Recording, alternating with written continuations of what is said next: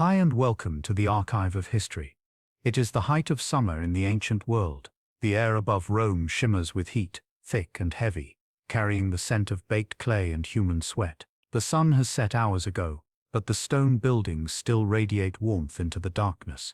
You are standing in the shadows of the Circus Maximus, the great chariot racing stadium that sits in the valley between the Palatine and Aventine hills. Around you, the city sprawls in every direction. A vast labyrinth of narrow streets and towering apartment blocks, wooden balconies jutting over stone foundations, canvas awnings stretched between buildings to catch what little breeze might stir. This is Rome in the year 64 of the Common Era, the heart of an empire that spans from Britain to the deserts of Syria. It is a city of more than 1 million souls, the largest metropolis the world has ever known, and in a few short hours, it will begin to burn. Tonight we will walk through the streets of ancient Rome as the greatest disaster in its history unfolds. We will feel the heat of flames that consumed entire neighborhoods. We will hear the cries of families fleeing through smoke-filled alleys. We will witness the collapse of temples that had stood for centuries and see the emperor himself as he struggles to save his city from total annihilation. This is not a tale of mythology or legend. This is the story of a real catastrophe. A fire so vast that it would reshape the Roman world forever. Before we drift off, I am always curious to know where my listeners are tuning in from and what time it is that they are listening tonight. Let me know in the comments. Now, settle in. Let the noise of the modern world fade away. Let us travel back 2,000 years to a summer night in Rome, to the moment when everything changed. The fire is about to begin. Rome before the fire, a city of wood and marble. To understand what happened on that terrible night in July, you must first understand the Rome that stood before the flames. It was a city of profound contrasts, where breathtaking marble temples rose above sprawling slums, where senators in fine togas walked the same streets as beggars wrapped in rags. The Rome of the 1st century was not the Rome of white marble columns you might imagine. That was a later invention, a Renaissance fantasy. The real Rome was a city of noise and chaos, of towering wooden tenements and narrow, filthy streets that wound between them like veins through flesh. The majority of Romans did not live in elegant villas with mosaic floors and private baths.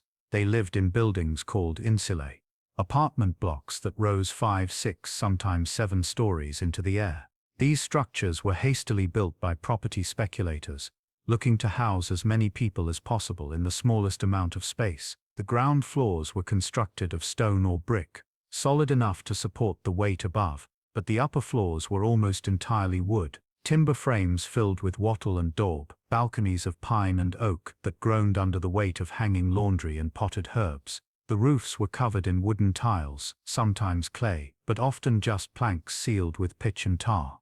Inside these buildings, the air was thick with the smell of cooking fires, unwashed bodies, and human waste. Each floor was divided into small rooms, cramped spaces that families of 5 or 6 might share. There were no kitchens in most apartments, no running water above the ground floor. Residents cooked over small charcoal braziers, portable clay stoves that they carried from room to room. They hauled water up from public fountains in the streets below, bucket by bucket, climb by exhausting climb. At night, they emptied their chamber pots out the windows into the streets, adding to the rivers of filth that ran through the gutters. The streets themselves were narrow, often no wider than a man could stretch his arms.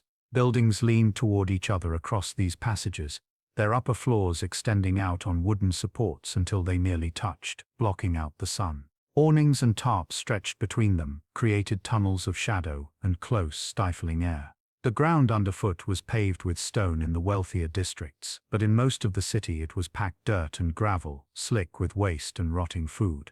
During the day, these streets were filled with the deafening noise of commerce. Vendors shouted their wares, selling bread and fish and wine from wooden stalls. Blacksmiths hammered at their forges, sending showers of sparks into the air. Wagons rumbled over stone, carrying goods to market, though wheeled traffic was forbidden during daylight hours to ease congestion. The din was constant, overwhelming, a wall of sound that echoed off the buildings and filled every corner of the city. But Rome was not only squalor and poverty. Scattered throughout the city were islands of magnificent beauty. The Forum Roman, the ancient heart of the Republic, was a vast public square surrounded by temples, basilicas, and government buildings.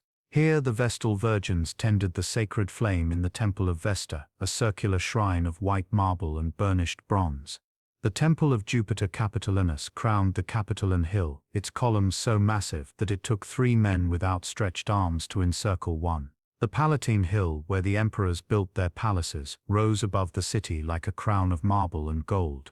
These buildings were the pride of Rome, monuments to its power and permanence, structures meant to endure for all eternity. Yet even in these grand spaces, wood was everywhere. The roof beams of the temples were timber, ancient cedar and oak, darkened with age and smoke. The doors were wood, sometimes covered in bronze, but still vulnerable beneath. The markets and basilicas that surrounded the public squares had wooden upper galleries where merchants displayed their goods. Even the Circus Maximus itself, the great stadium where 250,000 Romans gathered to watch chariot races, was largely constructed of wood.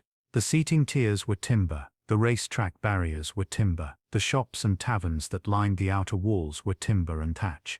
The city was also filled with shops that posed particular dangers. Rope makers worked with hemp soaked in tar, hanging coils from their rafters to dry. Fullers cleaned cloth, using urine and sulfur, materials that filled their workshops with caustic fumes. Tanners worked with animal hides and chemicals, their vats of liquid releasing noxious vapors. Blacksmiths and metal workers kept forges burning day and night, sending embers into the air. Bakers operated large brick ovens that required constant feeding with wood and charcoal. Every workshop, every business was a potential spark waiting to ignite. Fire was not unknown in Rome. Small fires broke out regularly, sometimes several in a single day: a knocked-over oil lamp, an unattended cooking fire, a child playing too close to a brazier. The city had a fire brigade of sorts, the Vigiles, a force of 7,000 men divided into 7 cohorts. Each cohort was responsible for 2 of Rome's 14 regions. They patrolled at night, carrying buckets and hooks and axes. When they spotted smoke, they would rush to the scene and attempt to contain the blaze. Their methods were primitive but sometimes effective. They formed bucket chains from the nearest fountain, passing leather pails of water hand to hand to throw on the flames. They used long hooks to pull down burning timbers before they could spread fire to neighboring buildings. In extreme cases, they would demolish entire structures to create fire breaks, sacrificing one building to save 10 others. But the Vigiles were not enough. Rome was simply too large, too crowded, too full of combustible material. The narrow streets made it nearly impossible to move equipment quickly. The tall buildings meant that upper floors were often unreachable before the fire had taken hold, and the wind, when it blew, could carry embers across entire city blocks in seconds, igniting new fires faster than men could run. The people of Rome lived with this danger constantly. They knew that fire was always possible, always lurking, but they also believed, with the confidence of those who have never experienced true catastrophe, that it would never happen to them. The summer of the year 64 was particularly hot and dry. For weeks the sun had beaten down on the city without relief. The wooden buildings were desiccated, their timbers dry as kindling. The canvas awnings that stretched above the streets were brittle and cracking. Even the stone seemed to have absorbed the heat, radiating it back into the air long after sunset. The people of Rome moved slowly through the oppressive weather, seeking shade where they could find it, drinking from the public fountains that flowed with cool water carried from the hills on stone aqueducts. They went about their lives, unaware that beneath their feet, in the shops and taverns that lined the Circus Maximus, disaster was gathering like a storm about to break. This was the Rome that existed on the 18th day of July in the year 64, a city of wood and marble, of wealth and poverty, of beauty and squalor, all pressed together in a space far too small to contain it. A city that was, in every way that mattered, a pile of kindling waiting for a match. And now, as midnight approaches and the streets grow quiet, as the last shops close and the last vendors pack their wares, as the city settles into the brief stillness of the Roman night, that match is about to be struck. The night it began, July 18th, 1964 AD. The fire begins in a shop, not a grand building, not a palace or a temple, but a simple merchant's stall tucked beneath the curved outer wall of the Circus Maximus. The shop sells olive oil and wine, Basic goods stored in large clay amphorae that line the walls. The space is cramped and cluttered, filled with the tools of trade, wooden shelves, rope coils, clay lamps hanging from iron hooks. The shopkeeper closed hours ago, locking the wooden door behind him and walking home through the dark streets to his apartment several blocks away. He did not know, could not have known, that he had left behind a small charcoal brazier still glowing with embers, pushed too close to a stack of oil-soaked rags. It is impossible to say exactly when the fire truly starts. Perhaps a breeze enters through a crack in the wall, fanning the embers to flame. Perhaps a rat, scurrying through the shop in search of food, knocks over one of the lamps, spilling oil onto the smoldering coals. Perhaps the brazier simply burns too hot, and the wood beneath it begins to char, then smoke, then finally ignite. However it happens, at some point in the deepest part of the night, flame touches oil. The rags ignite with a whoosh of heat and light. The fire spreads to the wooden shelves, the rope, the timbers of the walls. Within minutes, the entire shop is ablaze. The flames find the shops on either side, separated by nothing more than thin wooden partitions. The fire spreads sideways, moving along the row of merchant stalls like a snake uncoiling.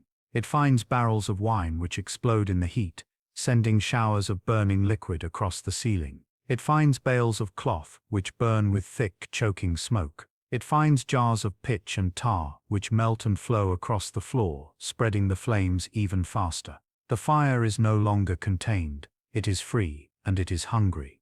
The first people to notice are those who live in the apartments directly above the shops. They wake to the smell of smoke, to the sound of crackling wood, to the oppressive heat rising through their floorboards. They stumble from their beds in confusion, calling to their families, trying to understand what is happening. When they open their doors and peer into the stairwells, they see smoke billowing up from below, thick and black, filling the narrow space. Some rush back into their rooms to gather their belongings, grabbing what they can carry in their arms. Others flee immediately, racing down the stairs in their nightclothes, coughing and choking as they descend into the smoke. Out in the street, the scene is one of growing chaos. People pour from the buildings, some carrying bundles of clothes, some carrying children, some carrying nothing at all. They stand in the narrow lane, looking up at the flames that are now visible through the upper windows, bright orange and yellow against the black night sky. The heat is intense, even from a distance. The air shimmers and distorts. Sparks rise in great spiraling columns, carried upward by the heat of the fire itself. Some people begin to scream. Others stand silent, transfixed by the sight of their homes being consumed. The Vigiles arrive within the hour, alerted by the glow in the sky and the shouts of the fleeing residents. They come running through the streets, carrying their buckets and axes, shouting orders to clear the area. But when they arrive at the scene, they realize immediately that this is beyond their capacity to control. The fire has already spread to a dozen buildings. It is climbing higher with every passing minute, consuming floor after floor. The Vigiles form their bucket chain anyway, because it is what they are trained to do. They pass water from the nearest fountain, throwing it onto the flames, but the water seems to evaporate before it even touches the fire. The blaze is too hot, too intense. It laughs at their efforts. The wind is the real enemy tonight. In the valleys between Rome's 7 hills, air moves in strange and unpredictable ways. As the fire grows, it creates its own weather. The heat rises, pulling cooler air in from the sides, and this creates a constant breeze that feeds the flames with fresh oxygen. But there is also a natural wind this night, a steady current flowing from the southeast. It pushes the fire forward, driving it away from the Circus Maximus and into the densely packed neighborhoods of the Suburra and the Esquiline. Embers the size of fists are carried hundreds of feet through the air, landing on roofs and awnings, igniting new fires before the first has even been contained. You can imagine what it must have been like to witness this in those early hours. You are standing in the street, perhaps, having fled your own apartment when you smelled smoke. Around you, the entire world seems to be turning orange. The buildings on both sides of the narrow lane are burning now. Flames pour from windows and doorways. The wooden balconies are collapsing, falling into the street in showers of sparks and burning timber. The heat is unbearable. You can feel it on your face like the blast from an open oven. Your eyes sting from the smoke. Your throat is raw from breathing air thick with ash and burning particles. People are running in every direction, some toward the fire, trying to save their possessions, others away from it, fleeing for their lives. And then you hear it, the sound of a building collapsing. It does not fall all at once, but in stages. First you hear the crack of support beams giving way, a sound like lightning striking wood. Then you hear the groan of the structure as it begins to shift and buckle. Then comes the roar, the terrible roar as 5 stories of brick and timber and humanity comes crashing down into the street. The impact sends a wave of dust and smoke and burning debris rolling outward. People scream and scatter. Some are not fast enough. The collapse creates a fireball, a great rush of superheated air that rises into the night sky, visible for miles. The Vigiles realize they cannot stop this fire. They can only try to save lives. They begin shouting at people to leave, to abandon their homes, to run. They start pulling down buildings that have not yet caught fire, trying to create empty spaces that the flames cannot cross. But it is too late. The fire is moving faster than they can work. It jumps across the gaps they create. It climbs the walls they leave standing. It finds every weakness, every piece of wood, every scrap of combustible material. As the first light of dawn begins to touch the eastern sky, the fire has already consumed an entire district. Where there were once shops and homes and taverns, there is now only a field of burning rubble. The flames have grown into a wall of fire, a front that stretches across hundreds of meters, advancing block by block into the heart of the city. The smoke is so thick that it blocks out the rising sun. The roar of the flames is so loud that it drowns out all other sound. And the people of Rome are beginning to understand that this is not just another fire. This is something they have never seen before. Something their city may not survive. The night of July 18th turns into the morning of July 19th, and the fire does not stop. If anything, it grows stronger. It feeds on the dry timber and the constant wind. It spreads in multiple directions at once, creating new fronts, new points of attack. The Vigiles are overwhelmed. They stop trying to fight the fire and focus entirely on evacuating the population. They go door to door in the neighborhoods ahead of the flames, warning people to leave, helping the elderly and the sick to escape. But even this is becoming impossible. The streets are clogged with refugees. People are carrying whatever they could grab: furniture, clothing, sacred household gods, anything they could not bear to leave behind. They move slowly, impeded by their burdens and their terror. Some people refuse to leave. They stand in their apartments, watching the fire approach, convinced that it will somehow stop before it reaches them. They are wrong. When the flames finally arrive, they are given no time to escape. The fire moves with a speed that seems impossible, climbing the walls of buildings in seconds, exploding through windows and doors. Those who waited too long are trapped. Some throw themselves from upper windows, preferring the fall to the flames. Others simply vanish, consumed so completely that their bodies are never found. By midday on the 19th, the fire has been burning for more than 12 hours. It shows no sign of slowing. The sky above Rome is dark with smoke, a black cloud that can be seen from miles away. Ash falls like snow over the entire city, covering everything in a gray blanket. The temperature is oppressive, not just from the summer heat, but from the radiant warmth of the flames. People fleeing the fire describe the sensation of walking through an oven, of feeling their skin tighten and blister from the heat even before they can see the flames. This is the fire's first day, and it is only the beginning. The people of Rome do not yet know that the flames will burn for 6 more days. They do not yet know that before this is over, 3 of the city's 14 regions will be completely destroyed, and 7 more will be heavily damaged. They do not yet know that thousands will die, that hundreds of thousands will be left homeless, that the city they knew will cease to exist. All they know, as they flee through smoke-filled streets with their children in their arms, is that their world is ending in fire. The inferno spreads days 1 through 3.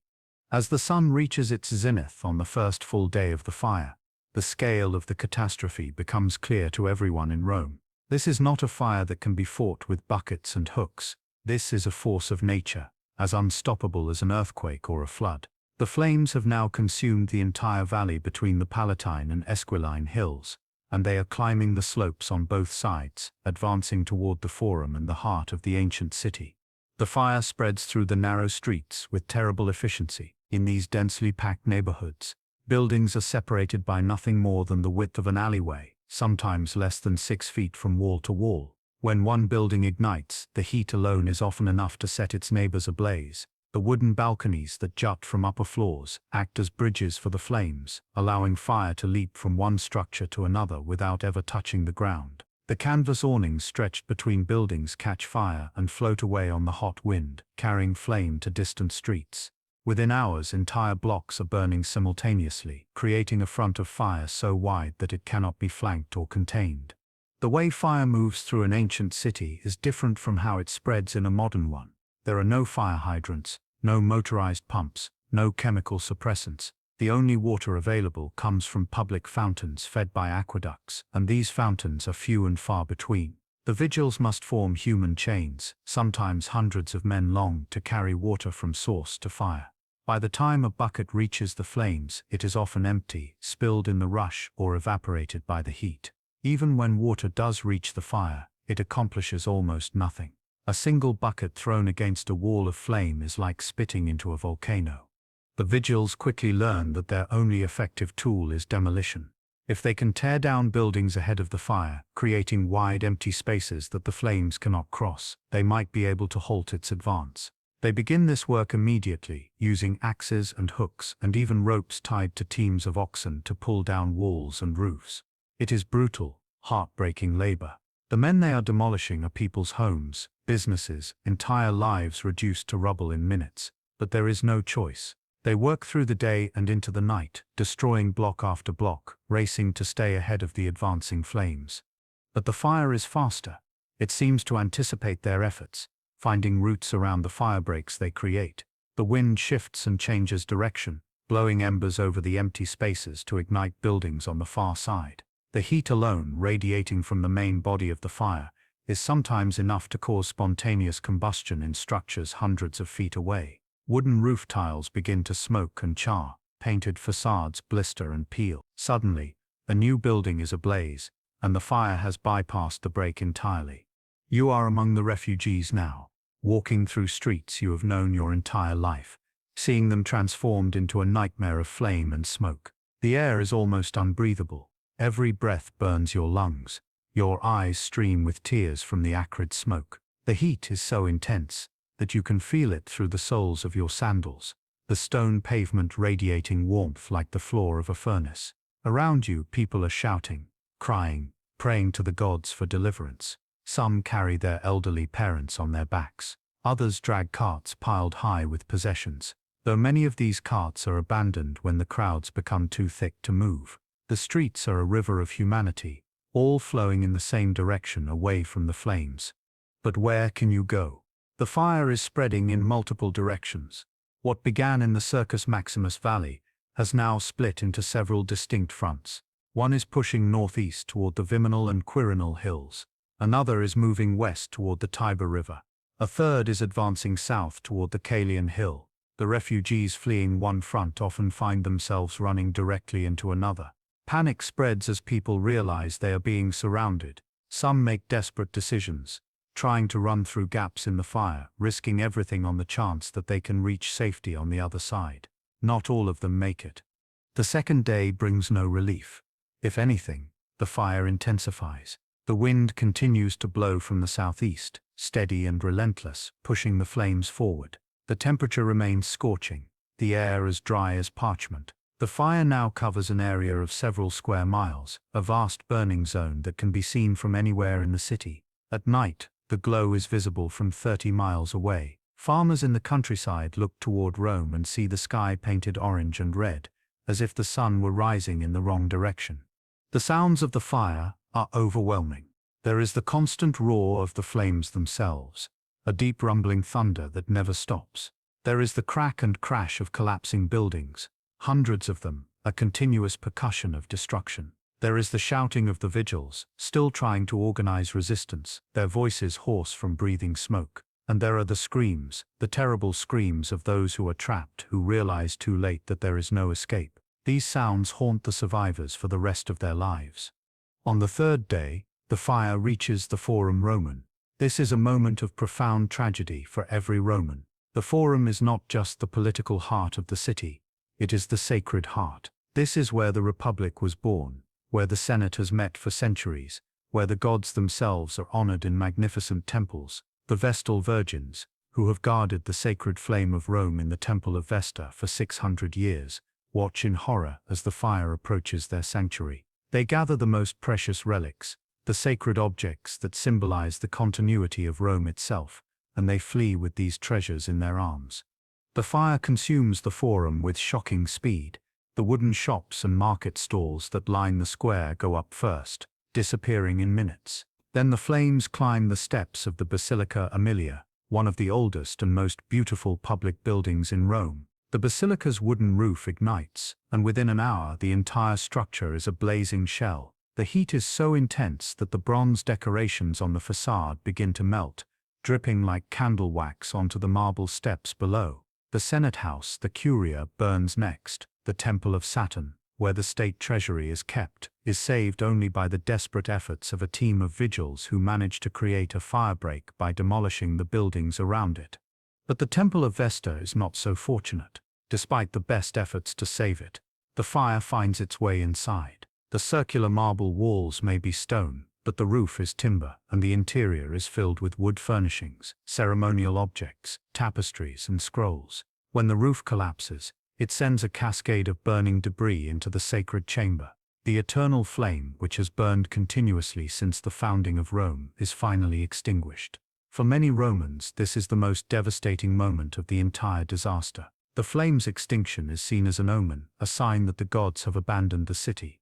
Throughout these first 3 days, the leadership of Rome struggles to respond. The emperor, Nero, is not in the city when the fire begins. He is at his villa in Antium, a coastal town about 35 miles south of Rome, seeking relief from the summer heat. When news of the fire reaches him on the morning of the 19th, he immediately begins the journey back to the capital. But even traveling as fast as possible, it takes him nearly a full day to arrive. By the time he enters Rome on the evening of the second day, vast swaths of his city are already gone. Nero's first actions are practical and urgent. He orders the opening of public buildings to provide shelter for the refugees. The Campus Martius, the great field outside the city walls where soldiers train and public games are held, becomes a massive refugee camp. Thousands of people flood into this space, setting up makeshift shelters from whatever materials they can find. Nero orders the imperial gardens opened as well, and even his own private buildings on the Palatine Hill. Food supplies are organized, brought in from the surrounding countryside and distributed to the homeless. The price of grain is temporarily reduced to prevent profiteering and starvation. But despite these efforts, Nero cannot stop the fire. No one can. The flames are simply too large, too powerful, too unpredictable. On the third day, the fire crosses the Tiber River. This was thought to be impossible. The river is wide and deep, a natural barrier that should have halted the fire's western advance. But embers carried by the wind land on the far bank, igniting the district of Trastevere. Now Rome is burning on both sides of the Tiber. The city seems doomed. As the third day draws to a close, perhaps a third of Rome is in ruins. The death toll is impossible to calculate. Bodies are everywhere, buried under collapsed buildings, burned beyond recognition in the streets, floating in the Tiber where people jump to escape the flames. The survivors are exhausted, traumatized, covered in ash and soot. Many have lost everything: their homes, their possessions, their livelihoods, their families. They wander through the refugee camps in a daze, unable to process what has happened, unable to believe that their city, eternal Rome, could be brought so low. And still, the fire burns. The flames show no sign of exhaustion. They continue to advance, consuming neighborhood after neighborhood, street by street, building by building. The people of Rome can only watch and pray and hope that somehow, by some miracle, the fire will finally burn itself out before there is nothing left. Nero and the response: myth versus reality. The story you may have heard is that Nero fiddled while Rome burned. According to this tale, the emperor stood on a high tower, looking down at the burning city, and sang songs about the fall of Troy while playing his lyre, taking aesthetic pleasure in the destruction. This image has persisted for 2,000 years, becoming one of the most famous accusations against one of history's most notorious rulers. But like so many stories about Nero, it is not true. First, the fiddle did not exist in the 1st century. The instrument Nero played was the lyre, a stringed instrument plucked with the fingers or a plectrum. Second, and more importantly, Nero was not in Rome when the fire started. As we have established, he was at his coastal villa in Antium. When he received word of the disaster, he rushed back to the city immediately. The historian Tacitus, who was no friend of Nero and recorded many legitimate crimes and outrages committed by the emperor, makes this clear in his account. Nero returned to Rome while the fire was still raging, and when he arrived, he immediately began organizing relief efforts. This does not mean Nero was blameless or even competent in his response, but we must separate the historical reality from the propaganda created by his enemies. Nero's reputation was systematically destroyed after his death by the emperors who followed him, men who needed to legitimize their own rule by painting their predecessor as a monster.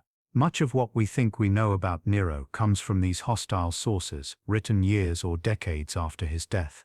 We must read them critically, extracting the facts from the fiction. When Nero arrived in Rome on the evening of the second day of the fire, he was confronted with a scene of apocalyptic destruction. Entire districts were gone. The Forum, the Sacred Heart of Rome, was in flames.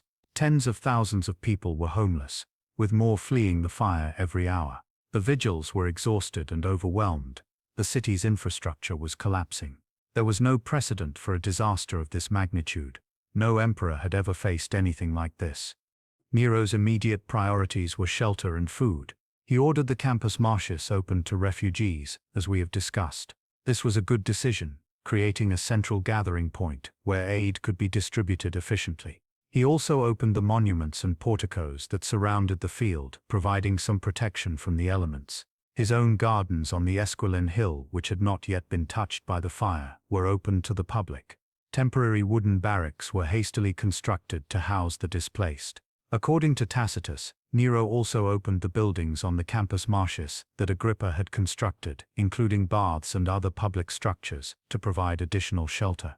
Food was a critical concern. Rome's grain supply came primarily from Egypt and Africa, shipped across the Mediterranean and stored in massive warehouses near the Tiber. Some of these warehouses had been destroyed or damaged by the fire, and there was real fear of famine. Nero ordered grain to be brought in from the imperial estates in the countryside and from the port of Ostia at the mouth of the Tiber. He reduced the price of grain to 3 sesterces per modius, a price so low that it was almost a free distribution. This prevented the kind of hoarding and price gouging that often follows disasters. But Nero also made decisions that would later be used against him. While the fire was still burning, he ordered the demolition of buildings in certain areas to create fire breaks, which was a sound tactical decision. However, some of these demolitions were carried out by his own servants and guards, rather than by the Vigiles, and this created suspicion. Why was the emperor's household involved in tearing down buildings? Was he trying to save particular structures or particular areas? Rumors began to spread almost immediately that Nero was directing the fire, using it as an opportunity to clear land for his own building projects. These rumors were almost certainly false, but they gained traction because of Nero's reputation. He was known to be obsessed with art and architecture. He had already announced plans for a massive new palace complex, later known as the Domus Aurea, the Golden House. The fire, devastating though it was, did provide him with an opportunity he had not had before. Vast tracts of empty land in the heart of the city. His enemies would later claim that he had started the fire deliberately for this purpose. This claim appears in the writings of Suetonius and Cassius Dio, historians writing decades after Nero's death, but there is no credible evidence to support it. Tacitus, writing much closer to the events and generally reliable despite his bias, states clearly that it was unclear how the fire started and that while some suspected Nero, others believed it was an accident. The truth is probably simpler and less dramatic. The fire started by accident in a city that was a tinderbox waiting to ignite. Nero's response was a mixture of genuine relief efforts and self-interested opportunism. He helped the refugees because it was his duty as emperor, and because failing to do so would have caused riots and rebellion. He also saw the fire as an opportunity to reshape the city according to his own vision. These two motivations are not contradictory. They are the complex human response of a flawed leader to an unprecedented crisis. One of Nero's most significant actions during the fire was his personal involvement in the firefighting efforts. According to Tacitus and other sources, Nero was seen in the streets during the height of the fire, directing the vigils, organizing bucket chains, and even participating in demolition work. He was not safe in his palace while his city burned. He was present, visible, active. This does not fit the image of the tyrant fiddling while Rome burns. It suggests a man who, whatever his faults, understood that his legitimacy as emperor depended on being seen to care about his people's suffering. But Nero made a critical error in the days following the fire. As the flames finally began to die down and the full extent of the damage became clear, he needed a scapegoat. The people of Rome were angry and traumatized. They needed someone to blame. Rumors were already circulating that Nero himself had ordered the fire. These rumors were dangerous. They could lead to riots, assassination attempts, even civil war. Nero needed to redirect the public's anger away from himself and toward another target. He chose the Christians.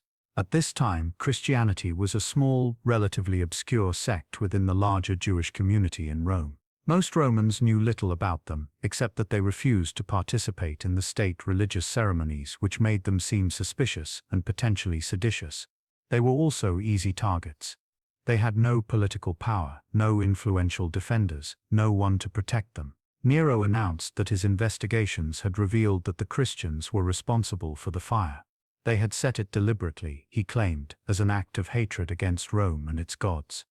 This accusation was almost certainly false. The Christians had no motive to burn Rome. They were a tiny minority trying to survive in a hostile city. Starting a fire that would destroy their own homes and communities made no sense. But Nero needed a scapegoat, and the Christians were convenient. He ordered mass arrests. Christians were rounded up throughout the city, tortured to extract confessions, and then publicly executed in the most brutal ways imaginable. Some were crucified. Others were sewn into animal skins and torn apart by dogs. Still others were covered in pitch and burned alive as human torches to illuminate Nero's gardens at night. These executions were meant to satisfy the public's need for vengeance and to demonstrate Nero's commitment to punishing those responsible for the disaster.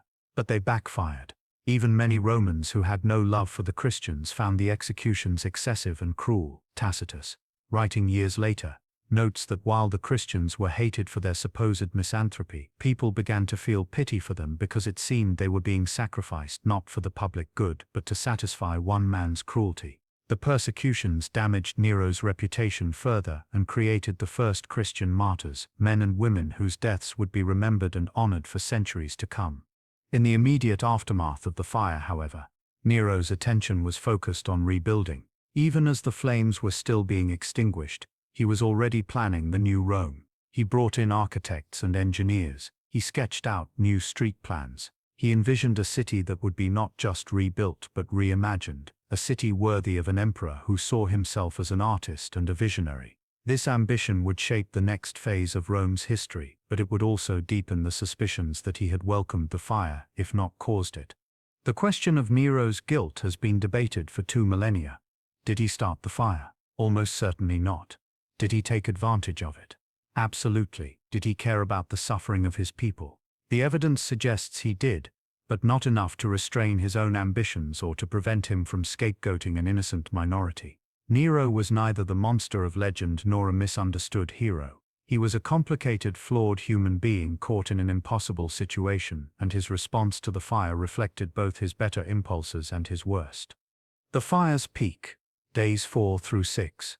By the 4th day of the fire, the destruction has reached a scale that seems almost incomprehensible. If you were to stand on one of the hills that surround Rome and look down at the city, you would see not the familiar landscape of temples and markets and apartment blocks, but a vast field of smoke and flame stretching to the horizon.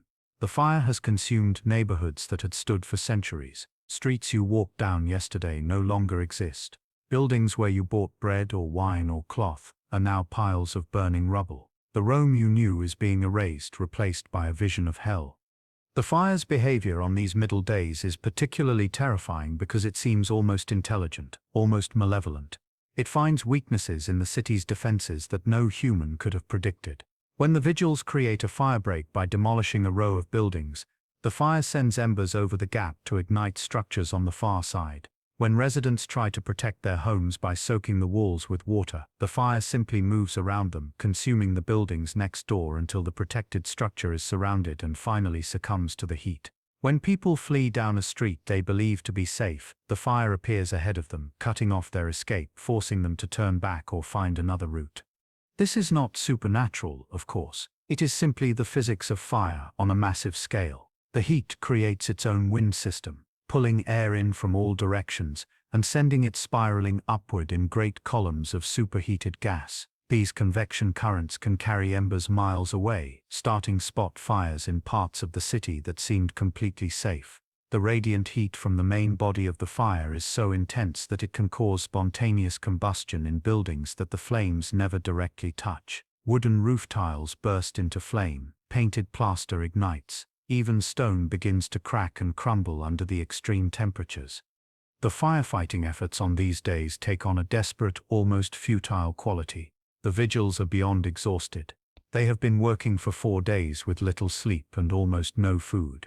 Their hands are blistered and bleeding from wielding axes and hauling buckets. Their lungs are damaged from breathing smoke. Some collapse in the streets and have to be carried away, but still they continue because what else can they do? To stop working would be to admit defeat, to accept that Rome is doomed. So they keep fighting, keep hauling water, keep pulling down buildings, even though they can see that it is making almost no difference. The ordinary citizens of Rome also try to fight the fire, though most lack the training and equipment to do so effectively. Some form their own bucket chains, trying to protect their homes or their neighbors' homes. Some grab whatever tools they can find and start demolishing buildings in the fire's path, hoping to create their own fire breaks. These efforts are brave but usually unsuccessful. The fire is simply too large, too hot, too fast. But people try anyway, because doing anything, feels better than standing idle while their world burns. On the 5th day, the fire reaches the slopes of the Esquiline Hill, one of the city's most densely populated areas. This district is home to thousands of the poorest Romans, people who live in the tallest, most rickety insulae, structures that seem to defy gravity as they rise 7 stories into the air. These buildings are the first to fall. The fire climbs them like a ladder, racing from floor to floor, consuming them so quickly that many residents have no time to escape. The collapse of these buildings is particularly devastating. When a 7-story insula falls, it does not just disappear. It creates an avalanche of burning debris that crushes everything around it. Nearby buildings are knocked down by the impact. Streets are blocked by mounds of rubble. People are buried alive. The heat on the Esquiline becomes so intense that the Vigiles have to abandon their positions and retreat. There is simply no way to approach the fire closely enough to fight it. The radiant heat would kill anyone who tried, so they fall back and the fire consumes the hill unopposed. Tens of thousands of people who lived in this district are now homeless. They join the growing refugee population in the Campus Martius, arriving covered in ash and soot, their eyes hollow with shock, carrying whatever pathetic remnants of their former lives they managed to salvage. But it is on the 6th day that the fire achieves its most devastating victory. It reaches the Palatine Hill, the home of emperors. This hill has been the seat of power in Rome since the time of Augustus. It is covered with magnificent palaces, gardens, temples, and monuments. The Domus Augustum, the official residence of the emperor, is a sprawling complex of marble halls and mosaic courtyards. The Temple of Apollo, built by Augustus himself, houses one of the finest libraries in the world. The Lupercal, the sacred cave where, according to legend, the she-wolf nursed Romulus and Remus, sits at the base of the hill. All of these are now in the fire's path. Nero makes a desperate decision. He orders a massive firebreak to be created around the base of the Palatine, hoping to save at least this one hill from destruction. Teams of Vigiles and imperial slaves work through the night, demolishing every building within 200 feet of the hill's slopes. They create a ring of empty space, a buffer zone that they pray will be wide enough to stop the flames. For a few hours it seems to work. The fire reaches the edge of the cleared area and stops, unable to cross the gap. There is a moment of hope, a belief that perhaps the Palatine can be saved. But the wind betrays them. On the morning of the 6th day it shifts direction, blowing from the west instead of the southeast. Suddenly embers are being carried over the firebreak, landing on the hill itself. Small fires begin to break out in the gardens and temples. The Vigiles rush to put them out, but there are too many. Within hours the Palatine is burning. The imperial palace, the symbol of Roman power, is consumed by the flames. The libraries burn, their thousands of scrolls turning to ash in minutes. The temple of Apollo collapses in a shower of sparks. The sacred objects housed in the palace, treasures accumulated over generations, are lost forever. For Nero, watching from a safe distance, this must be a moment of profound despair. His home is being destroyed. The palace where he was born, where he has lived his entire life, where he has ruled as emperor, is being reduced to rubble and ash. Later accounts suggest that he wept when he saw the Palatine burning. Whether this is true or another invention of his enemies, we cannot know, but it would have been a natural reaction. Whatever his faults, Nero loved beauty and grandeur. To watch the most beautiful buildings in Rome being destroyed would have been agony for him. By the end of the 6th day, the fire has been burning continuously for nearly a week. It has consumed 10 of Rome's 14 regions, either completely or partially. The death toll is in the thousands, possibly the tens of thousands, though no accurate count will ever be made. The homeless number in the hundreds of thousands. The economic damage is incalculable. Entire industries have been wiped out. The shops and markets that fed the city are gone. The warehouses that stored grain and wine and oil are destroyed. The productive capacity of Rome has been gutted. And yet, incredibly, the fire is finally beginning to weaken. It has run out of fuel. It has burned through so much of the city that there is simply nothing left to burn in many areas. The wind, which has been its greatest ally, begins to die down as evening approaches. The temperature drops slightly with the onset of night. The Vigiles, reinforced by thousands of volunteers, begin to gain ground for the first time in days. They manage to hold their fire breaks to prevent the flames from spreading into the few districts that have so far been spared. There is a sense, fragile and tentative, that the worst may be over. The brief reprieve and second outbreak. As dawn breaks on the 7th day, something remarkable happens. The fire, which has burned without pause for 6 days and nights, begins to die. Not all at once, but gradually, section by section. The great walls of flame that have dominated the city's skyline begin to shrink. The roar that has filled every hour with its thunder begins to quiet. For the first time since the night of July 18th, the people of Rome allow themselves to hope that the nightmare might be ending. The Vigiles, exhausted beyond the limits of human endurance, press their advantage. They move through the smoldering ruins, pouring water on hot spots, pulling down walls that are still standing but too damaged to be saved. They search for survivors trapped in collapsed buildings, following the sounds of voices calling from beneath the rubble. Some they save, pulling them free of the debris, injured but alive. Others they find too late, bodies crushed or suffocated or burned. The work is grim, heartbreaking, but necessary. In the refugee camps, the mood shifts from despair to cautious relief. People begin to venture back toward their neighborhoods, picking their way through the ruins, searching for anything that might have survived. They find very little. In the areas where the fire burned hottest, there is nothing left but ash and fragments of brick. Even metal objects have melted in the heat. The landscape is unrecognizable, transformed into something alien and desolate. But still people search, driven by the need to find some connection to their former lives, some proof that they once lived here, once belonged to these streets. Nero emerges from his command post and tours the damaged areas. He is accompanied by advisors and guards, and he moves through the ruins in his purple-edged toga, the symbol of imperial authority, though that authority must seem hollow in the face of such devastation. He sees neighborhoods that have been completely erased. He sees the Forum, the sacred heart of Rome, reduced to burnt shells and toppled columns. He sees the Palatine, his own home, still smoking, its palaces gutted, its gardens turned to char.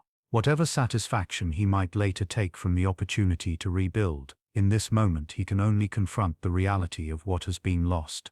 The emperor gives orders for the recovery effort to begin in earnest. Food distribution is to be expanded. More shelters are to be built. The bodies of the dead are to be collected and given proper funeral rites, even if they cannot be identified. The rubble is to be cleared from the main streets so that wagons can bring in supplies. He also announces the beginning of reconstruction, promising that the new Rome will be greater than the old, built with wider streets and fire-resistant materials. This announcement is meant to inspire hope, but for many survivors, it feels premature, even insulting. Their homes are still burning, their loved ones still missing, and the emperor is already talking about building projects. But Nero's words prove prophetic in a way he did not intend. As the seventh day wears on, reports begin to come in of new fires breaking out. At first, these seem to be isolated incidents, hot spots that were not fully extinguished flaring up again. The Vigiles rush to deal with them, and they are quickly put out. But then more reports arrive.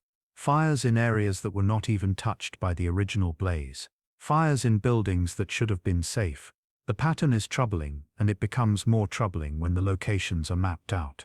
The new fires are concentrated in one specific area, the Aemilian estate on the Esquiline Hill, a property owned by Tigellinus, one of Nero's closest advisors. This cannot be coincidence. The fires are too numerous, too precisely located. Someone is setting them deliberately. But who, and why would they target property owned by one of the emperor's own men? The answers to these questions will never be fully known. Some historians believe the fires were started by looters trying to cover their tracks or create diversions while they plundered abandoned buildings. Others believe they were started by political enemies of Nero trying to prolong the crisis and damage his reputation. Still others believe, though this is less likely, that they were started by Nero's own agents clearing land for his building projects. Whatever the cause, the result is devastating. The fires spread quickly, fed by the same dry conditions and combustible materials that fueled the original blaze. Within hours, several blocks are burning. The Vigiles, who thought their ordeal was over, are called back into action. They are too exhausted, too depleted, to mount an effective response. The fires grow out of control, consuming buildings that had somehow survived the first 6 days of the disaster. The people of Rome, who had just begun to believe they were safe, are plunged back into terror. This second outbreak is smaller than the first, but in some ways it is more demoralizing. The first fire could be explained as an accident, a terrible misfortune that no one could have prevented. But this second fire, clearly the result of human agency, feels like a betrayal. Someone has deliberately chosen to inflict more suffering on a city that has already endured so much. The rumors and suspicions that have been simmering since the beginning now boil over. People openly accuse Nero of orchestrating the fires. They whisper that he wanted to destroy more of the city to create space for his palace. The emperor's popularity, already low, plummets even further. The second fire burns for 2 more days before it is finally brought under control. By the time it is extinguished, 3 additional regions of the city have been damaged. The total area destroyed by both fires now covers more than half of Rome. Only 4 of the 14 regions have been completely untouched. The rest are either partially or totally destroyed. The human cost is staggering. Modern estimates, based on population density and the extent of the damage, suggest that anywhere from tens of thousands to over 100,000 people may have died, though the true number will never be known. The homeless are numbered in the hundreds of thousands, perhaps as many as half the city's population. As the 8th day draws to a close and the last flames are finally extinguished, the survivors emerge into a Rome that barely resembles the city they knew. The skyline is gone, the familiar landmarks erased. Where there were once temples and markets and apartment blocks, there is now a vast field of ruins stretching for miles.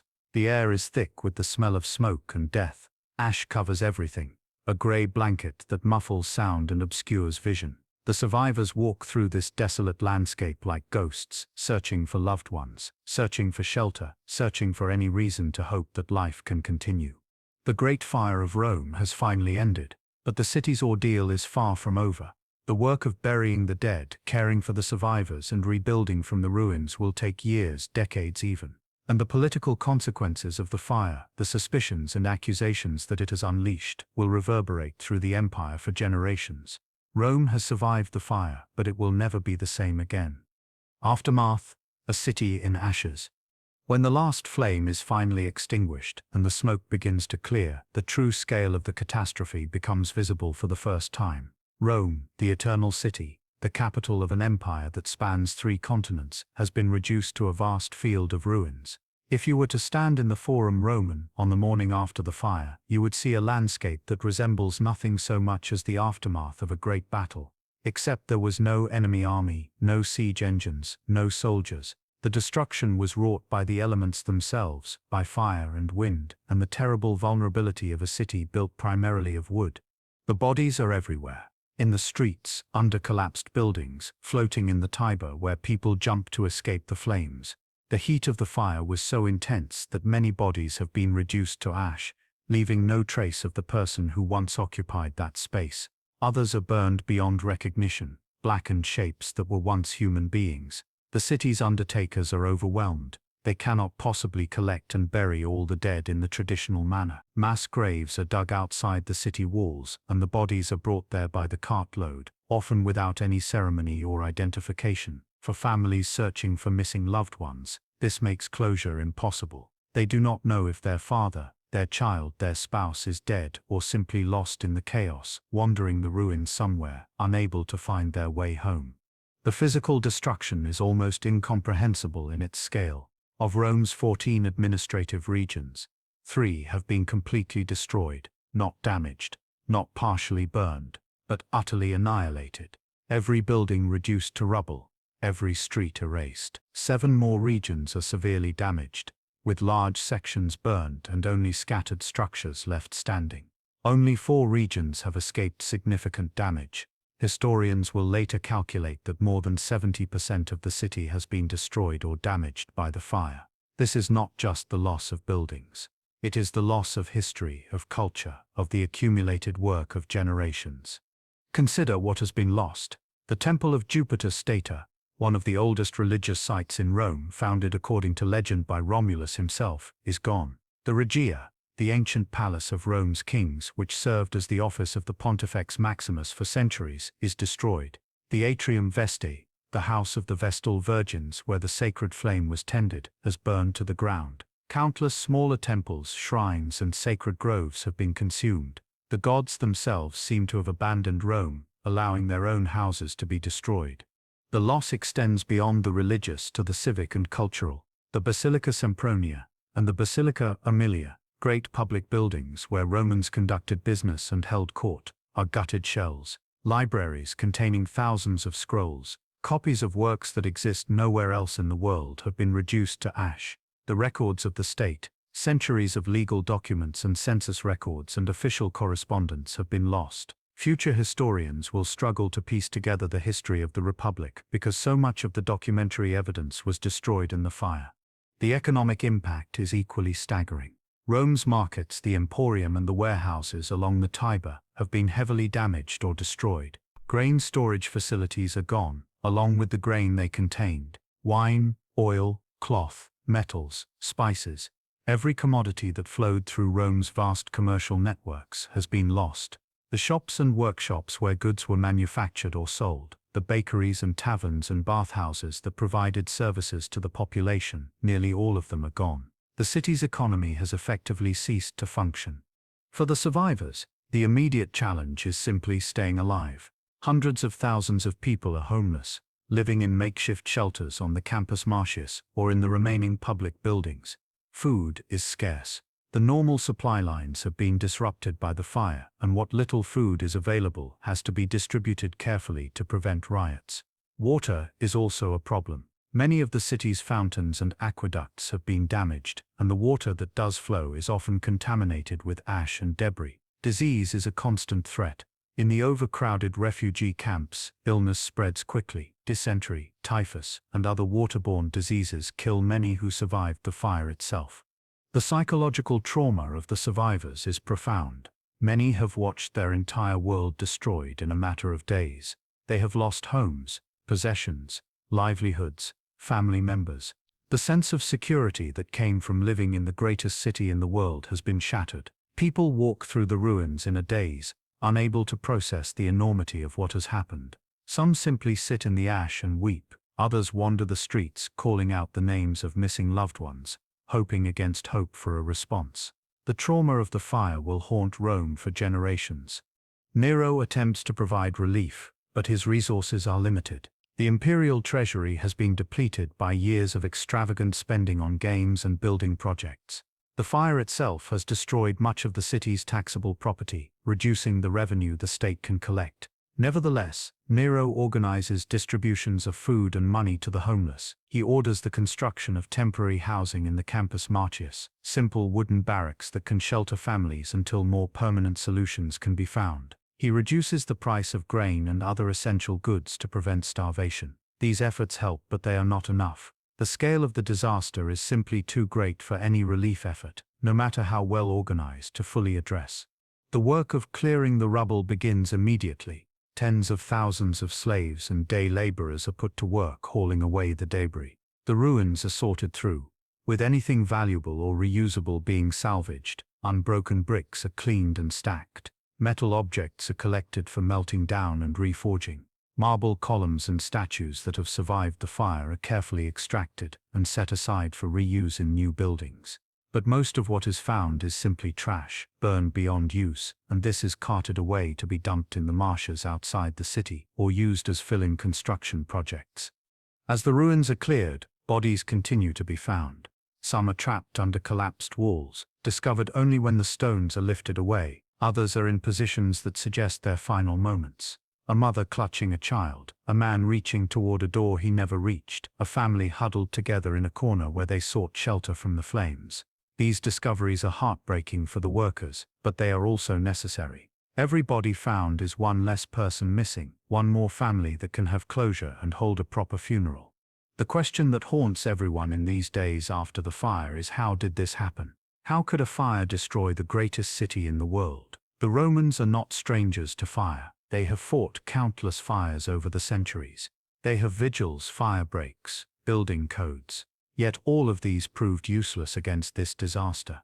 The answer, uncomfortable though it is that Rome was simply too large, too crowded, and too poorly built to be safe. The narrow streets, the wooden construction, the lack of adequate firefighting equipment, all of these combined to create a catastrophe waiting to happen. The fire of 64 was not an aberration. It was the inevitable result of centuries of haphazard growth and insufficient planning. But while the Romans may understand this on some level, they still need someone to blame. Accidents are unsatisfying. They want a villain, a person or group they can hold responsible for their suffering. And so the rumors begin. Some blame Nero, claiming he started the fire deliberately. Others blame foreign enemies, suggesting that agents of Parthia or some other rival power infiltrated the city and set the blaze. Still others blame the Christians, the mysterious sect that refuses to honor the Roman gods. These rumors will have consequences, terrible consequences, but in the immediate aftermath of the fire, they are simply part of the chaos, part of the city's desperate attempt to make sense of the senseless. As the days pass and the recovery work continues, the survivors begin to look toward the future. They cannot remain in the refugee camps forever. They need homes, jobs, a sense of normalcy. But where will they go? Their old neighborhoods are gone. Even if the land were cleared and ready for building, most of them lack the money to construct new homes. They are dependent on the state, on the emperor, to provide a solution. And Nero, for all his faults, understands that his political survival depends on delivering one. He begins to plan not just for rebuilding, but for a transformation of Rome into a new kind of city, a city that will be safer, grander, and more magnificent than the one that burned. But this vision, noble though it may sound, will come at a cost that many Romans will find unacceptable. The question of blame. In the weeks following the fire, as the initial shock begins to fade and the work of recovery continues, the question of responsibility becomes unavoidable. Who started the fire? Was it an accident? Or was it deliberate? And if it was deliberate, who was behind it? These questions dominate conversation in the refugee camps, in the Senate, in the imperial palace. Everyone has a theory, and no one can prove anything with certainty. The official investigation is led by Nero's advisors, particularly Tigellinus, the prefect of the Praetorian Guard. They interview witnesses, examine the ruins, try to trace the fire's origin back to its source. The evidence points to the shops beneath the Circus Maximus, the area where the fire first began. But this tells them little. Dozens of shops in that area were destroyed in the first hours of the fire, and any evidence of how it started was consumed in the flames. The investigators cannot determine whether it began with a knocked-over lamp, a carelessly tended brazier, or something more sinister. What they do find is evidence of the second fire, the one that broke out on the seventh day. This fire clearly was not an accident. It started in multiple locations simultaneously, in an area that had not been touched by the original blaze. Someone set it deliberately. But who and why? The investigators focus on the fact that the fires broke out on property owned by Tigellinus.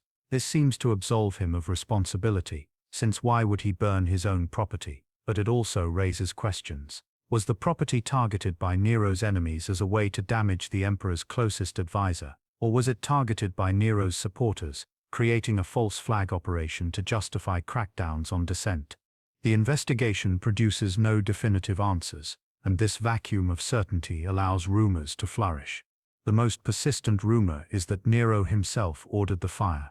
The evidence for this is circumstantial at best. Nero was not in Rome when the fire started, which seems to argue against his involvement, but his enemies point out that he had the motive and the means. He wanted to clear land for his Domus Aurea, his golden palace. The fire provided him with exactly what he needed, and the fact that the second fire broke out on property owned by his own advisor suggests coordination at the highest levels of government. This theory gains traction among the Roman elite, particularly those who already despised Nero. They whisper about it in the Senate, in private dinner parties, in letters to friends in the provinces. The story spreads, becomes embellished, grows more dramatic with each retelling. Soon people are claiming that Nero not only started the fire but watched it burn with pleasure, singing songs about the fall of Troy while the city was destroyed. This last detail, the singing and the lyre, is almost certainly an invention, but it captures something essential about how Nero is perceived as a man who cares more about art and spectacle than about his people's suffering. Nero is not blind to these rumors. He knows that they threaten his power and his legitimacy. An emperor accused of burning his own city cannot rule effectively. He needs to refute the accusations, but simply denying them will not be enough. He needs to provide an alternative explanation, a different culprit that the people can direct their anger toward. And so, whether on his own initiative or on the advice of his counselors, he settles on the Christians. The Christians are a convenient scapegoat for several reasons. First, they are already disliked by many Romans.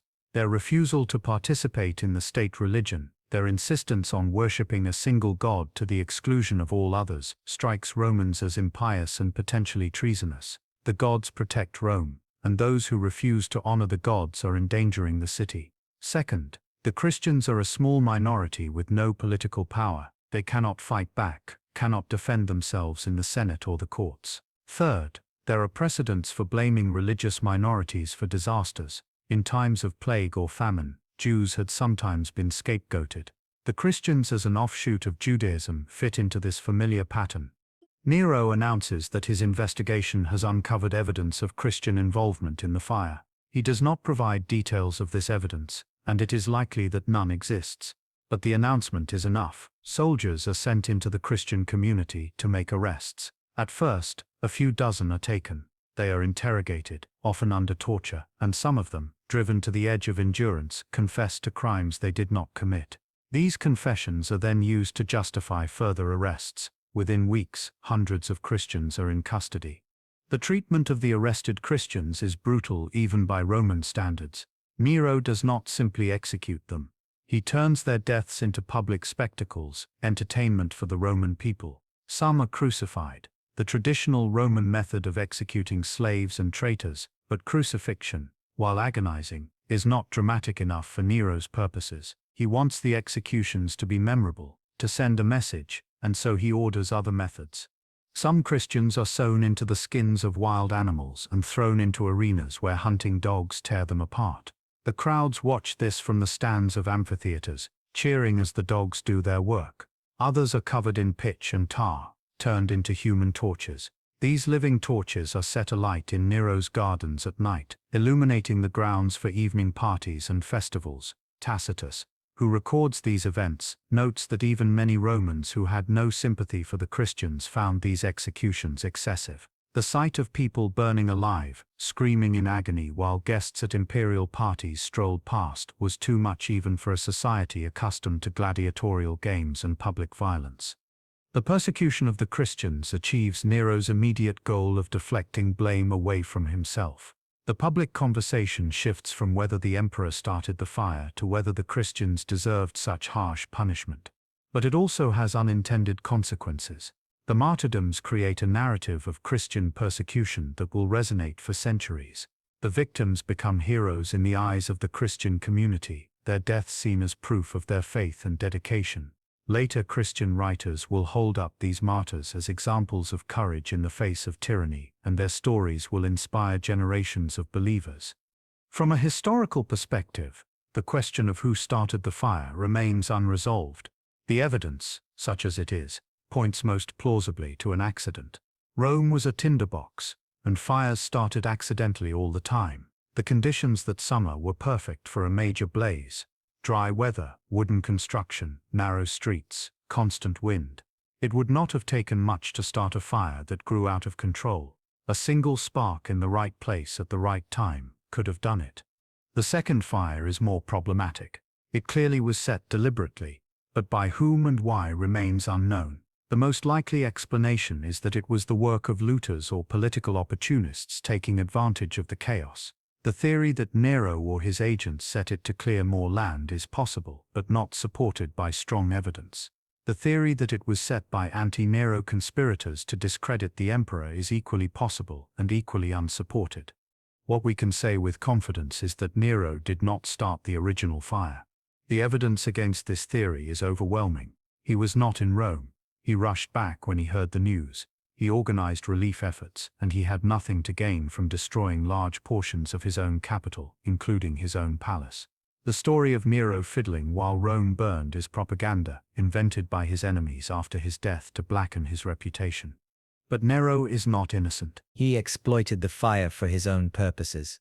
He used it as an opportunity to clear land for his building projects. He scapegoated an innocent minority to deflect blame from himself. He turned executions into entertainment. These actions, more than the fire itself, are what should condemn him in history's judgment. He did not start the fire, but he bears responsibility for much of the suffering that followed it. Rebuilding Nero's new Rome. Even as the ruins are still being cleared, even as bodies are still being found and identified, Nero is already planning the new Rome. For him, the fire, devastating though it was, represents an opportunity that no Roman emperor has had before. For centuries, Rome has grown organically, without plan or design. Streets wander randomly. Buildings are jammed together with no regard for safety or aesthetics. Public spaces are cluttered with monuments erected by ambitious politicians. The result is a city that, while magnificent in parts, is also chaotic, dangerous, and frequently ugly. Nero envisions something different. He imagines a city built according to rational principles, with wide, straight streets, spacious public squares, and buildings constructed to uniform standards. He imagines a Rome that is not just functional but beautiful, a capital worthy of the greatest empire the world has ever known. To achieve this vision, he brings in the best architects and engineers in the empire. He sketches his own ideas and discusses them with his advisors. He walks through the ruins, pointing out where new streets should run, where new temples should be built, where his own palace will stand. The first priority is safety. The old Rome burned because it was built almost entirely of wood. The new Rome will be different. Nero issues a series of building regulations designed to prevent another catastrophe. Buildings in the city center are to be constructed primarily of stone and brick. Wood can be used for interior structures, but load-bearing walls and foundations must be stone. The height of insulae is limited to 70 feet, roughly 5 or 6 stories, to reduce the risk of catastrophic collapse. Each building must have a certain amount of open space around it, preventing the cramped, crowded construction that allowed fire to spread so easily. The most important innovation is the street plan. The old streets of Rome were narrow, often barely wide enough for 2 people to pass each other. The new streets will be broad, some as wide as 30 or 40 feet. They will run in straight lines rather than meandering randomly. Intersections will be open and clearly marked. This will serve multiple purposes. Wide streets will act as natural fire breaks, preventing fire from jumping from one block to another. They will also allow for better air circulation, reducing the oppressive heat of summer, and they will make it easier to move goods and people through the city, improving commerce and reducing congestion. Nero also mandates the construction of colonnades along major streets. These covered walkways, supported by columns, will provide shelter from sun and rain. They will also serve a defensive purpose in the event of a fire. People can use the colonnades to escape without being exposed to falling debris from burning buildings above. The colonnades will become one of the defining features of the new Rome, giving the city a unified architectural character it never had before. But while these regulations are sensible and well-intentioned, they create enormous problems. Building with stone and brick is much more expensive than building with wood. The height restrictions reduce the number of people who can be housed in a given area, exacerbating the housing shortage. The requirement for open space around buildings means that less land is available for construction, and the street widening requires the demolition of many buildings that survived the fire, displacing even more people. The cost of rebuilding is staggering. The state provides some funding, offering subsidies to property owners who rebuild according to the new regulations, but most of the money has to come from private sources. Wealthy Romans are expected to finance the reconstruction of their own properties. Poor Romans who owned nothing to begin with receive little help beyond the temporary shelters provided in the refugee camps. The result is a rebuilding effort that benefits the rich while leaving the poor to fend for themselves. Nero's personal project, the Domus Aurea, becomes a symbol of this inequality. While ordinary Romans struggle to find housing, the emperor is constructing a palace complex of unprecedented size and luxury. The Domus Aurea will eventually cover more than 300 acres, stretching from the Palatine Hill to the Esquiline. It will include vast gardens, artificial lakes, vineyards, and forests. The buildings themselves will be adorned with gold leaf, precious stones, and frescoes by the greatest artists of the age. The entrance hall will contain a statue of Nero himself, 120 feet tall, depicted as the sun god. The construction of the Domus Aurea requires evicting thousands of people from land they have occupied for generations. Entire neighborhoods are cleared to make way for the emperor's gardens. Many of these people are already homeless from the fire, and now they are being told they can never return to their neighborhoods because the emperor needs the land for his personal use. The resentment this creates is profound. It fuels the rumors that Nero started the fire deliberately to clear space for his palace. Whether or not these rumors are true, the optics are terrible. The emperor is living in unimaginable luxury while his people live in squalor. Yet the Domus Aurea is in its own way magnificent. Nero employs the architects Severus and Sella to design it, and they create a structure that pushes the boundaries of Roman engineering. The main dining hall is circular and rotates continuously, powered by water wheels to simulate the rotation of the heavens. The ceilings are fitted with panels that can slide open to release showers of flowers and perfume onto the guests below. The walls are covered with paintings and mosaics depicting mythological scenes. Gold is used everywhere, not just as decoration but as a structural material, gilding columns and ceilings and even paving some of the floors. When the Domus Aurea is finally completed, years after the fire, Nero supposedly remarks, "At last I can begin to live like a human being." This comment, whether genuine or apocryphal, captures the essence of Nero's character. He sees himself as an artist, a man of refined taste who deserves to be surrounded by beauty. He does not see the disconnect between his own luxury and his people's suffering, or if he does see it, he does not care. For Nero, the fire was a tragedy, but it was also an opportunity to create something beautiful, and that opportunity was too valuable to waste on concerns about equity or public opinion. The rebuilding of Rome continues for years, even decades. Long after Nero's death, new buildings are rising from the ruins. The regulations he imposed shaped the city's development, creating a Rome that is safer and more orderly than the one that burned. The wide streets, the stone construction, the building height limits, all of these become permanent features of Roman urban planning. Future fires will still occur, but none will ever match the scale of the 64 disaster. But the cost of this transformation is high. Thousands of Romans never recover from the fire. They spend the rest of their lives in poverty, unable to afford housing in the new Rome. They live in makeshift shelters on the outskirts of the city, or they leave Rome altogether, migrating to other cities in the empire where life is cheaper and opportunities more plentiful. The social fabric of the city is torn, and it takes generations to repair. Long-term impact and legacy. The Great Fire of Rome in the year 64 did not just destroy buildings and kill people. It fundamentally changed the trajectory of Roman history. The fire and its aftermath set in motion a series of events that would reshape the empire's politics, culture, and religion. To understand the significance of the fire, we must look beyond the immediate destruction and consider its long-term consequences. The most obvious impact is architectural. The Rome that rose from the ashes was physically different from the Rome that burned. The new building codes, the wide streets, the use of stone and brick instead of wood, all of these created a cityscape that was more orderly and less prone to catastrophic fire. This new Rome became a model for urban planning throughout the empire. When other cities were rebuilt or expanded, they often adopted similar principles, creating a kind of standardization in Roman architecture that had not existed before. But the fire also accelerated the decline of the Roman Republic's ancient institutions. The Senate, already weakened under the emperors, lost much of its remaining authority in the fire's aftermath. Many senators lost their homes and much of their wealth in the disaster. They became dependent on imperial patronage to rebuild, and this dependency translated into political subservience. Nero used the crisis to consolidate his power, bypassing the Senate in making decisions about reconstruction and relief. This pattern would continue under future emperors, and the Senate would never regain the influence it once had. The fire also marked a turning point in the relationship between the emperors and the Roman people.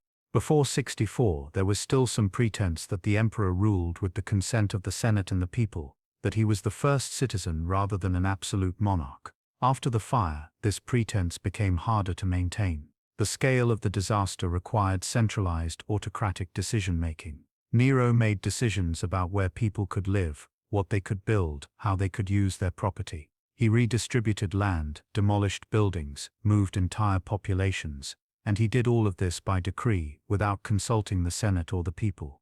This established a precedent that future emperors would follow and expand upon.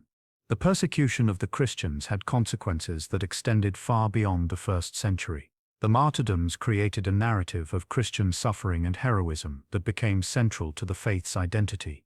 Early Christian writers like Tacitus mention the persecution, establishing it as a historical fact. Later Christian writers embellished the accounts, adding details and names, creating stories of individual martyrs that inspired believers for centuries. The persecution also forced the Christian community to become more organized and cohesive. They developed support networks to care for the families of martyrs, created secret gathering places to avoid detection, and codified their beliefs in written form to ensure they would survive even if individual believers were killed.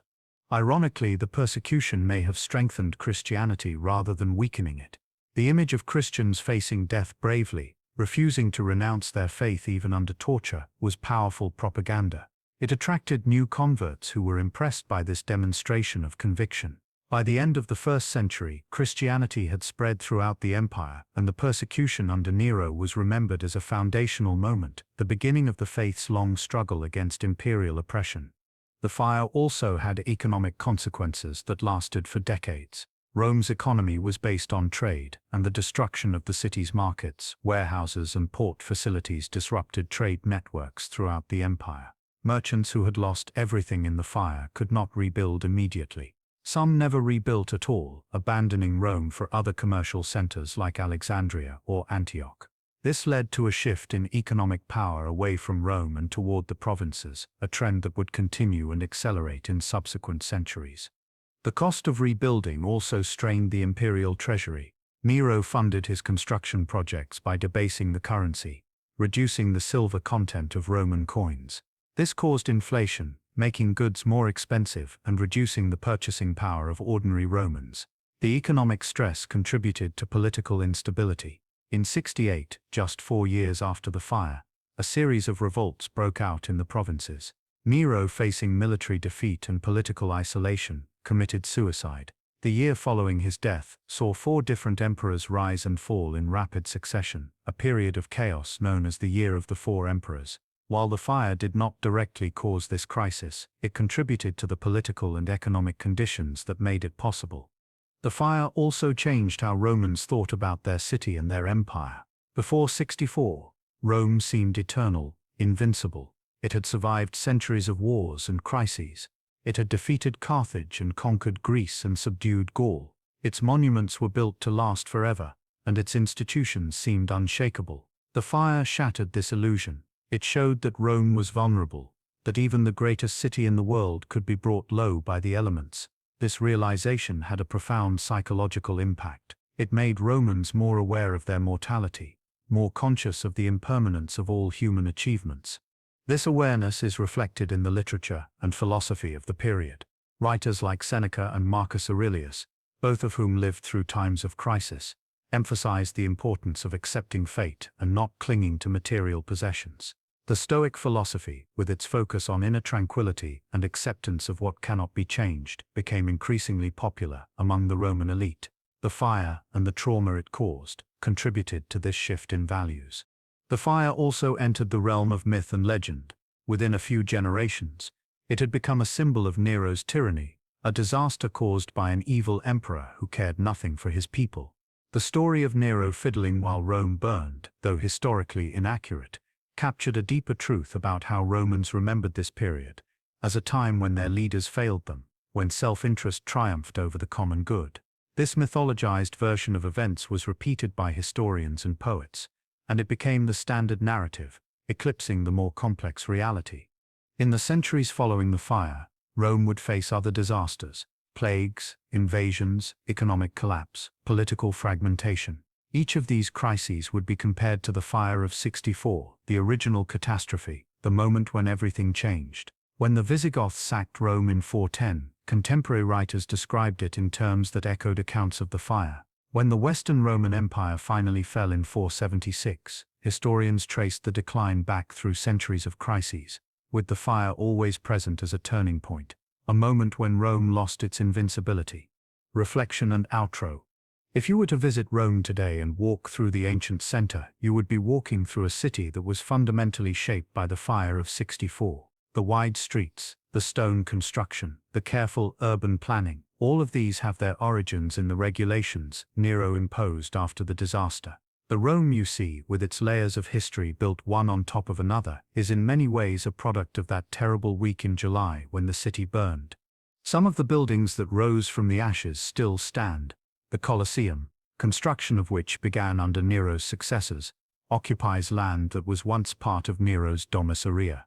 When the Flavian emperors came to power, they demolished much of Nero's palace and used the land for public buildings, a deliberate rejection of his legacy. Where Nero had built a private lake for his own enjoyment, they built an amphitheater for the people. The Colosseum's very existence is a response to the fire and to Nero's misuse of the land it cleared. The Arch of Titus, built to commemorate the conquest of Jerusalem, stands near the ruins of the Forum. It marks the edge of what was once the fire zone. If you stand beneath the arch and look east, you are looking toward neighborhoods that were completely destroyed in 64 and rebuilt in the following decades. The buildings you see are not original to that rebuilding, of course. Rome has been built and rebuilt many times since, but the street plan, the basic layout of the city, that comes from Nero's time. Walk up the Palatine Hill, and you can see the remains of the Domus Aurea, though most of it is buried now, built over by later emperors who wanted to erase Nero's memory. The rooms that remain are underground, their frescoed walls still visible in the dim light that filters in through gaps in the later construction. These fragments of Nero's palace are all that survive of his vision of the new Rome, a vision of beauty and luxury that cost so much and benefited so few. The fire itself has left no physical trace. There are no burn marks on surviving buildings, no layers of ash in the archaeological record that can be definitively linked to the disaster of 64. Fire destroys evidence, and the thorough rebuilding that followed erased most of what the flames left behind. What remains is the story, the accounts written by Tacitus and Suetonius and Cassius Dio, each with their own biases and agendas, each trying to make sense of what happened and what it meant. From these accounts we can reconstruct the basic facts. The fire started on the night of July 18th or 19th in the year 64. It burned for 6 days before being brought under control, then flared up again for 2 more days. It destroyed or damaged most of the city. Thousands died. Hundreds of thousands were left homeless. Nero organized relief efforts, but also used the fire as an opportunity for his own building projects. He scapegoated the Christians, leading to the first major persecution of that faith. The city was rebuilt according to new regulations that made it safer but also changed its character forever. But the story is more than just facts. It is about human vulnerability, about how quickly the familiar can become strange, how the solid can become ash. It is about the power of fire, that ancient force that humans have used for warmth and light and cooking, but which can also consume everything we have built. It is about leadership in crisis, about the choices leaders make when faced with disaster, and how those choices reveal their character. Nero's response to the fire shows him as he was capable of organizing relief, but also capable of exploitation and cruelty. Neither monster nor hero, but a flawed human being making decisions in impossible circumstances. The fire also reminds us that cities, for all their seeming permanence, are fragile. We build structures that we hope will last forever, but they can be destroyed in days or hours. The Rome of the 1st century was the greatest city the world had ever known, and it was almost entirely destroyed by an accidental fire that started in a shop. This fragility is not unique to ancient Rome. Modern cities face their own vulnerabilities: earthquakes, floods, fires, structural failures. We like to think we have overcome these dangers through technology and planning, but the truth is we have only mitigated them. The risk remains. What endures is not the physical city, but the idea of the city, the human decision to gather together in large numbers, to build collective monuments, to create a space that is more than the sum of its parts. Rome burned, but the idea of Rome survived. The city was rebuilt, not exactly as it was, but according to a new vision shaped by the lessons learned from the disaster. And that new Rome went on to thrive for centuries more, surviving plagues and invasions and political upheavals, until finally, inevitably, it too fell and had to be rebuilt again by later generations. As you drift towards sleep tonight, let the images of ancient Rome fill your mind. Imagine the narrow streets, the wooden balconies, the smoke rising from cooking fires. Imagine the night the fire began, the first wisps of smoke, the first flicker of flame. Imagine the terror of the people fleeing through the streets, the roar of the collapsing buildings, the heat that made the air itself seem to burn. And then imagine the morning after, the silence, the ash falling like snow, the survivors walking through ruins that no longer resemble their home. But also imagine the rebuilding, the determination to continue, to not let the disaster define them. Imagine the masons cutting stone, the carpenters shaping timber, the architects drawing plans for a new and better city. Imagine the slow transformation of the ruins into something new, something that honored the past while embracing the future. This is the story of the Great Fire of Rome, a story of destruction and renewal, of suffering and resilience, of a city that was brought to its knees but refused to fall. It is a story that has echoed through history, influencing how we think about cities and disasters and the fragility of civilization. And it is a story that 2,000 years later still has something to teach us about ourselves and the world we have built. Thank you for joining me on this journey through the flames and ashes of ancient Rome. Our story fades now, but the echoes of that terrible week in July remain, preserved in the stones of the city and in the pages of history. Until next time, rest well and dream of distant ages.